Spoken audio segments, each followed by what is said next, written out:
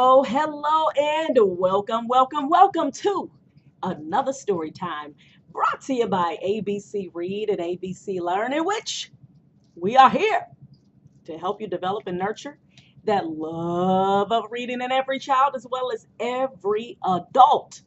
How are you all doing out there today, evening, whatever time of day it is, wherever you are around the globe? I hope that you all are just doing absolutely just fantabulous. All right. I hope you guys are just doing great and wonderful and all of that. Just, excellent, awesome adjectives. All right.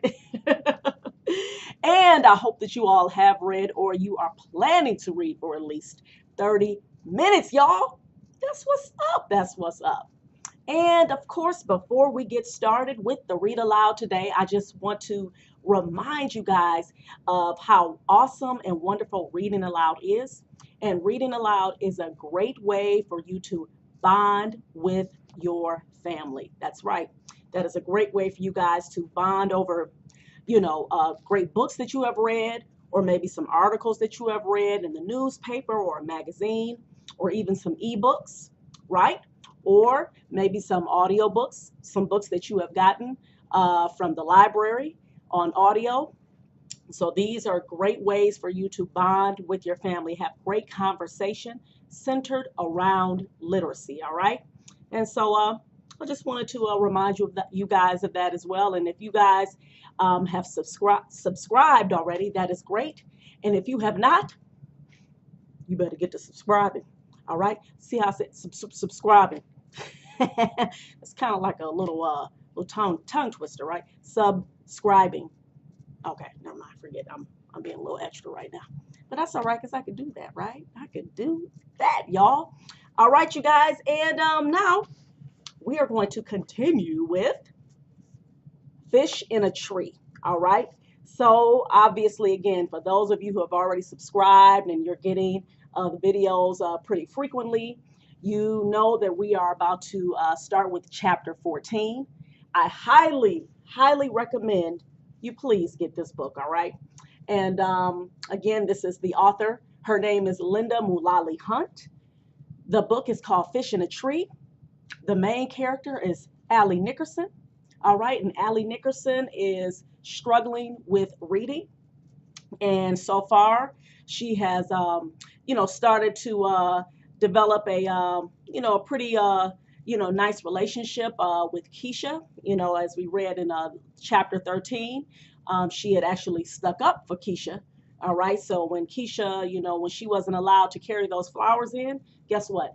Allie said, I can't let that happen. I'm not even, if she can't carry it, I'm going to share my flowers with her. And then the teacher said, okay, well, you guys both won't have flowers. And guess what? Allie and Keisha went in there into the ceremony smiling, all right? And that's one thing you'll notice, especially when you have kids who are being left out in the classroom, in schools.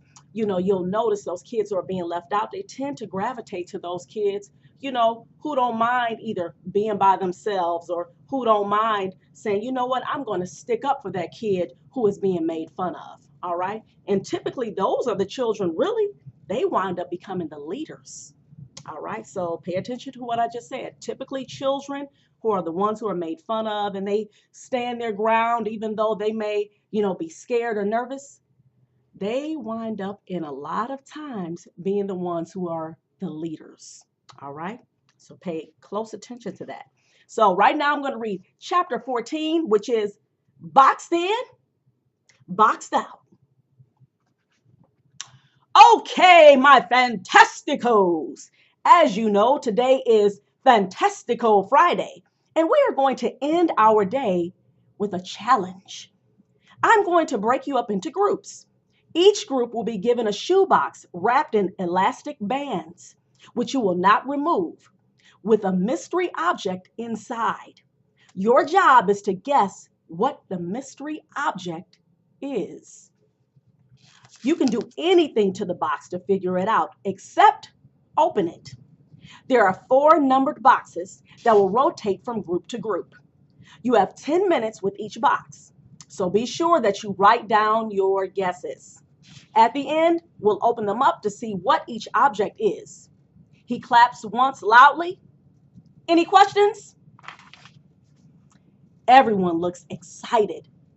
Most glance around the room, probably hoping they will be with Albert. He'll get every answer right. But I end up in a group with Max, Suki, Oliver, and Jessica. I briefly consider going to the nurse, especially when I have to stare at all of Jessica's friendship bracelets. I wonder if each bracelet is from a different friend. I glance down at my empty wrist. Box number 1 is dropped on our table. Oliver grabs it and shakes it hard. Jessica folds her arms and rolls her eyes, her response to anything not done or said by Shay. I look across the room. Shay is in a group with Albert. She's holding the box and talking. What a surprise. Yeah, Max says, taking the box from Oliver. My turn. I'm surprised when Suki speaks up first. Oliver, we all need a turn. We must plan. 10 minutes and 5 of us. 2 minutes each. I think about the nurse again. I could lie on that comfortable bed and think. I've come up with some of my best sketchbook ideas pretending to be sick down there. Max has been shaking the box. He throws it into the air once and catches it. Whatever's inside is heavy, he says. Oliver says, maybe it's a kangaroo. Jessica looks at him in disgust. Oliver shrinks. I was kidding, he mumbles. This makes me mad. Max hands it to Jessica, who gives it a little shake and says, I think it's a wooden block, like maybe one of those alphabet blocks. When will it be my turn again? Oliver asks. Suki is taking some kind of notes or something. Looking up at the clock, she says, Oliver, you have 25 seconds of your time left only. Oliver takes the box back and sniffs it and tries to hear something by pressing his ear to the top. Mr. Daniels calls from the other side of the room. I love that, Oliver. Creative investigation. While I wait for my turn, I wonder why Oliver always smells like graham crackers. Finally, I get the box and put it up to my ear and tilt it. Whatever is inside rolls rather than slides. It must be round, and Max is right about it being heavy. I tilt it again with my palm on the side of the box. I think it's a baseball, I say, handing it to Jessica. She does the same test and surprises me by saying, I agree. Feels like a baseball. Wait, I say, taking it back. I tilt it again quickly and the object hits the end hard and then lightly. It bounces, I say. Would a baseball bounce? I ask, turning to Max. No, I don't think so. Maybe it's rubber, like a lacrosse ball. After Suki tests the box, she writes down our answer. Then we get the second box. The second item slides rather than rolls. I can tell because it doesn't move if the box is tilted a little, but once tilted more, will move all at once. And I can feel it scraping along the bottom. It's weird, but I can almost see it. It's heavier than an alphabet block, but I think it is a shape with all flat sides. Oliver tells me that it's cool, I'm so good at this. I forget to say thank you because I'm shocked. But then I also forget to be nervous, talking to everyone and feeling like I can do this as well as everyone else.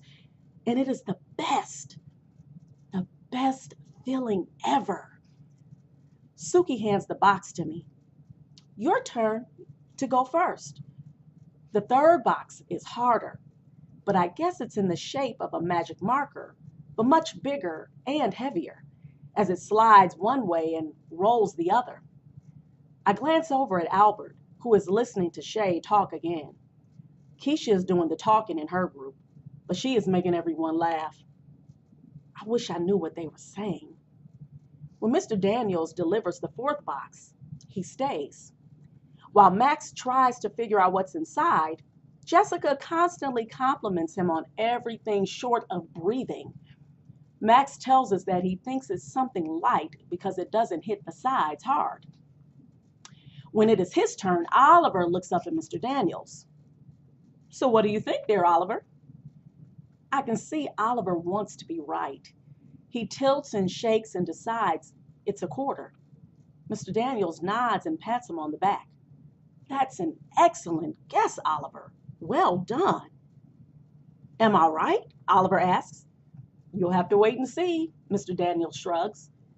Can't you just tell me now? Sorry, bud. Oliver seems disappointed. Then he looks up at me. Holding out the box, he says, Here, Allie, you're the best at this. Jessica's face looks like as if she let out all that pressure. She'd fly into the air like a rocket to the moon. Allie? Mr. Daniels asks. Huh? Sorry. Sometimes when I think, I forget to talk. He laughs a little. I hold the box in front of me with the long side almost touching my stomach. I tilt the box front to back and then side to side. This doesn't make sense. What are you thinking, Allie? He asks. Well, I begin. If I tilt it front to back, the object hits the long sides of the shoebox. But if I tilt it side to side, the object doesn't hit the short sides. In my mind, I see the object must be the size and shape of a magic wand because it moves a lot when tilted in one direction, but not when tilted in the other. What? Oliver asks. It doesn't make sense, I say. I look down at the box and shake it side to side hard. I can't get the object to hit the sides of the box. The more I shake side to side, the more it hits the top and bottom of the box. Confusing. I look up at Mr. Daniels and his half smile and scrunched eyebrows. Wait a second, I smile. Would you trick us? What do you mean, trick you? I shake it again, tilt it some more. The object hits some sides, but not all sides. Did you tape it or tie it or something? His eyes widen quick and he smiles. And then he laughs. He laughs loud, bending over and resting his hands on his knees, and then he swings his head to the side to look over at me. By this time, the whole class is watching him. Wow, Allie Nickerson, that's amazing. I have done this with over 100 kids, and no one in all of those times have ever been able to figure that out. He reaches over and takes the box, taking the elastic bands off. He opens the box to show us all what's inside. It's 2 glue sticks tied together with string, and then the ends of the string are taped to the sides of the box, leaving the glue sticks hanging in the middle. He comes over and does something a teacher has never done even once in my whole life. He high-fives me. Oh, wow. Oh, my goodness, you guys.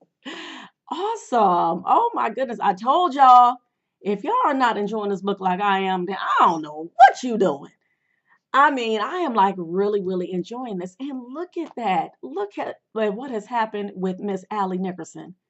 Oh, my goodness. You see how her self-esteem is just like building up? And you know what? Shout out to Mr. Daniels, because it really, really takes an awesome teacher to really try to connect with all of their students and to bring out the best in each and every one of them. So that is so awesome. I love how Miss Lindy Mullally Hunt has put the character Mr. Daniels being this awesome teacher and just really showing and giving tips out there for those teachers who are even listening to these read alouds, how important it is to, try to connect as much as you possibly can with your students, and to see what it is that they really like, all right? And especially when you have those students who are struggling, all right? So, again, I'm feeling this book. I'm loving this book. Fish in a tree. All right, y'all. I will be recording our next chapter, chapter 15. All right, so make sure you tune in. But the only way you're going to know that it's uploaded is if you have subscribed. So please do that. Oh, thank you so much. And share too. All right, y'all. I'm out. Please keep reading for at least 30 minutes a day. Deuces.